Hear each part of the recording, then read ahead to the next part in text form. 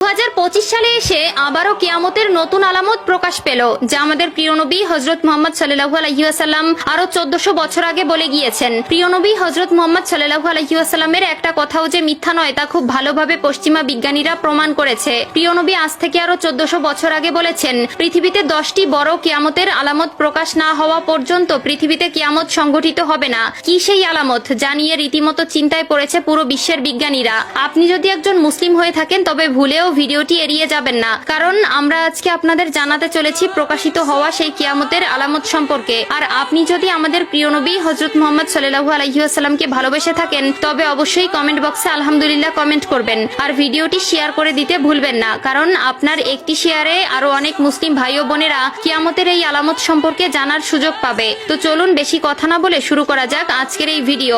হাদিসে বর্ণিত আছে, কিয়ামত সংঘটিত হওয়ার পূর্বে পুরো পৃথিবী থেকে পবিত্র আল কোরআন উঠিয়ে নেওয়া হবে। প্রিয় দর্শক, কিয়ামতের নিকটবর্তীতার প্রমাণস্বরূপ কিছু আলামত প্রকাশ পাবে। এর মধ্যে কিছু হবে বড় আলামত, আবার কিছু হবে ছোট ছোট আলামত। ইতিমধ্যে পুরো বিশ্বে অসংখ্য কিয়ামতের ছোট আলামত প্রকাশিত হয়েছে। যেমন হাদিসে বর্ণিত আছে, আরবের বেদুইনরা অর্ধ উলঙ্গ অবস্থায় থাকবে, তবে তারা বড় বড় দালান কোঠা নির্মাণের প্রতিযোগিতায় নেমে পড়বে, এমনকি তাদের পায়ে জুতাও থাকবে না। বর্তমানে 2025 সালে কিয়ামতের নতুন যে আলামত প্রকাশ পেয়েছে তা হলো কিয়ামতের আগে পবিত্র আল কোরআন থেকে সকল অক্ষর উঠিয়ে নেওয়া হবে।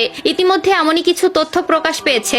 আজ থেকে প্রায় 1400 বছর আগে মহান আল্লাহ তাআলা হযরত মুহাম্মদ সাল্লাল্লাহু আলাইহি ওয়াসাল্লামের উপর কোরআন নাজিল করেন এবং আল্লাহ তাআলা ঘোষণা দেন কিয়ামতের আগ পর্যন্ত তিনি নিজেই তা সংরক্ষণ করবেন। আল্লাহ তাআলা পবিত্র আল কোরআনের মধ্যে বলেছেন, নিশ্চয়ই আমি কোরআন অবতীর্ণ করেছি এবং আমি এর সংরক্ষক। সূরা আল হিজর আয়াত নম্বর 9। কিন্তু এমন এক সময় আসবে যখন মানুষ কোরআন ভুলে যাবে। পৃথিবীতে এমন কেউ থাকবে না যে কোরআন স্মরণ করবে। তখন আল্লাহ তাআলা এই পৃথিবী থেকে কোরআন তুলে নিবেন। এরপর ইসরাফিল আলাইহিস সালাম সিংহায় ফুঁক দিবেন এবং এই মহাবিশ্ব ধ্বংস হয়ে যাবে। রাসূলুল্লাহ সাল্লাল্লাহু আলাইহি ওয়াসাল্লাম বলেছেন, রাতের অন্ধকারে কোরআন মানুষের বুক থেকে উঠিয়ে নেওয়া হবে, এমনকি মুসহাফের একটি আয়াতও পৃথিবীতে অবশিষ্ট থাকবে না। ইবনে মাজাহ হাদিস নম্বর 4050। কিয়ামতের আগে পৃথিবীতে কোনো মুমিন ব্যক্তি থাকবে না। কিয়ামত আসবে পৃথিবীর সবচেয়ে নিকৃষ্ট মানুষদের উপর।